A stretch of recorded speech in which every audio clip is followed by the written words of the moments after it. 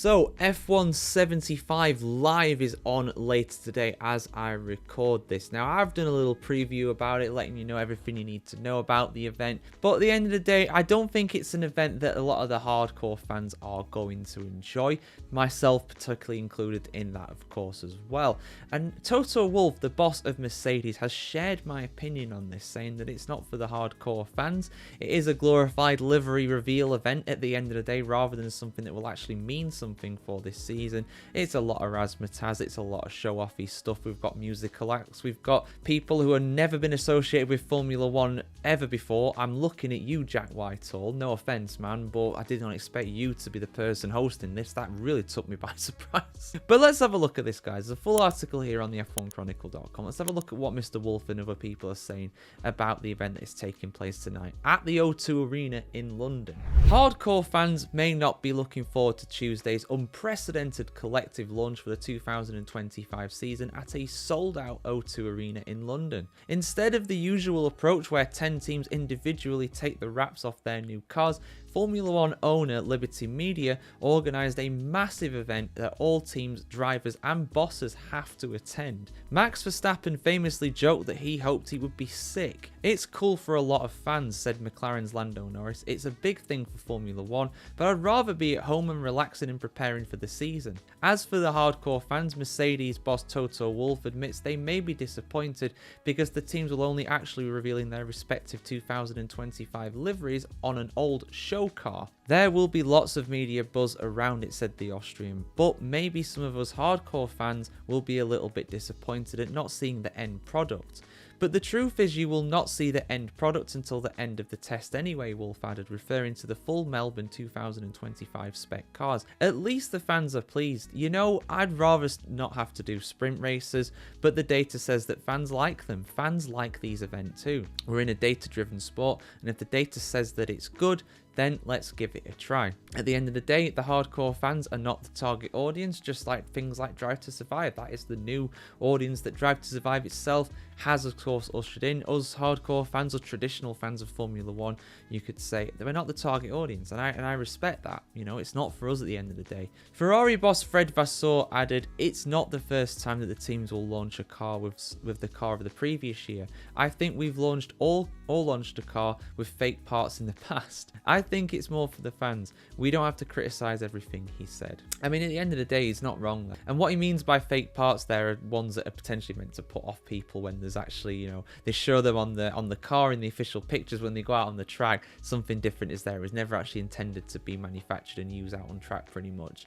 So that does happen. And on top of that as well, they're always developing the cars. So even if they were to reveal their cars for the upcoming season, then of course they could change. Obviously, there's time now between now and the first race is about a month or so. We've also got pre-season testing as well. The cars that you would see in testing would be different, and the cars that you would see at the first race in Australia would also be different to those in testing. It's just Formula 1. It's the development race. The cars that you see every single week in Formula 1, they are ever so slightly different from race to race. That's just a fact. Each team will be allocated just 7 minutes for their respective part of the launch event. Haas's Esteban Ocon admits he is looking forward to seeing all 10 liveries live in a single event. "As a fan of the sport, honestly, it's a pain to be watching a new livery every day, and sometimes you are missing it because you are doing something else," said the Frenchman. "Of course, it's one more event for us, which is not ideal because it's going to get very busy.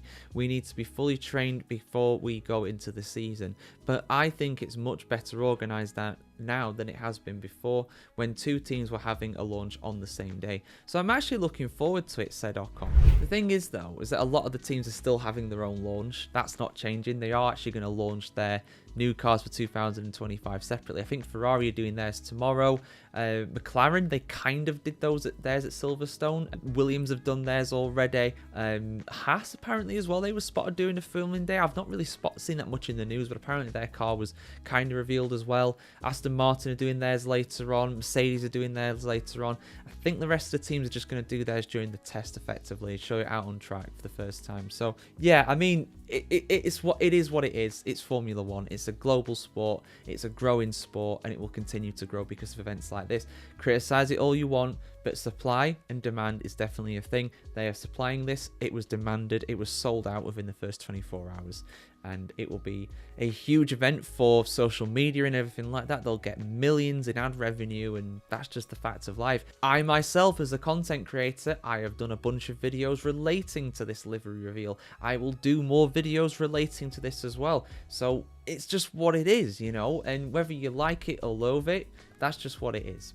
And it's going to be like that, and I think they're going to keep doing this. I think this is going to be something they do every year, where they just reveal the liveries at this event. They will never reveal the cars themselves at an event like this, because there are thousands upon thousands of camera phones in the crowd, people taking videos, people taking photographs, and designers and stuff don't want to show their hand with stuff like that. They will never want to do that. Even when they do their official reveals, they will do it as least revealing as possible. They will reveal as little as possible. Even during testing, you'll see the cars when they go into the garage, they'll have all the shutters up, so you can't actually take pictures and journalists can't get it, and the TV crews can't take videos of it. They reveal as little as possible before the first race in Melbourne. It is simple as that. That is what they do. That's what Formula One has always done, and that's what it's going to continue to do, because it's a competitive industry where the teams, of course, want to beat each other. The development race is massive, and they don't want to give away any secrets now because if they do at this point, even though it's a month, there is plenty of time for other teams to go, oh,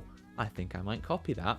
And we've seen that teams can copy each other. Look at what, I think it was Racing Point at the time. It was Racing Point in 2020. They effectively copied the 2019 Mercedes and had a very good car as a result of that. The problem was they didn't know how to develop it, but at the start of the season, they were one of the fastest on the grid, just by literally copying another team from photographs, from video footage. It's incredible what they can do. It's scary what they can do. So don't underestimate them. But yeah.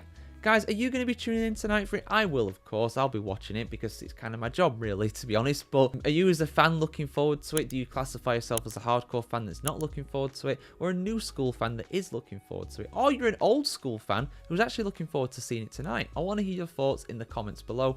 Like, share, comment, subscribe if you want to support the channel some more. Head over to Patreon, become a patron as well. You can get some exclusive member benefits as always, guys. And yeah, have a great day. Have a great evening. Let's hope this event goes absolutely perfectly tonight. Hope there's no faux pas or anything like that. I'm looking forward to it personally in that sense, but let's see what happens.